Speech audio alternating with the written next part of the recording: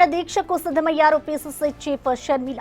Visakha steel plant తొలగించిన కార్మికుల పక్షాన రేపు పోరాటం షురూ చేయనున్నారు ఆమె. తొలగించిన 2000 మందిని విధుల్లోకి తీసుకోవాలని, రెగ్యులర్ ఉద్యోగులకు 8 నెలల పెండింగ్ వేతనాలను తక్షణమే చెల్లించాలని డిమాండ్ చేశారు. స్టీల్ ప్లాంట్ను సెయిల్లో విలీనం చేస్తున్నట్లు ప్రకటించాలన్నారు. లేని పక్షంలో బుధవారం షర్మిల ఆమరణ దీక్ష చేస్తారని కాంగ్రెస్ ఉపాధ్యక్షుడు కొలనుగొండ శివాజీ ప్రకటించారు. అనేక దఫాలుగా రాసింది, అయ్యా మీరు ఇచ్చిన డబ్బులు 11,000 కోట్ల ప్యాకేజీ ఏ మాత్రం కూడా ఉపయోగపడదు, ఇంకొద్దిగా పెంచండి, దాని మీద ఏదైతే ఉన్నాయో బ్యాంకు లోన్లు వడ్డీలు ఉన్నాయో అవన్నిటిని రీషెడ్యూల్ చేయండి అని చెప్పింది.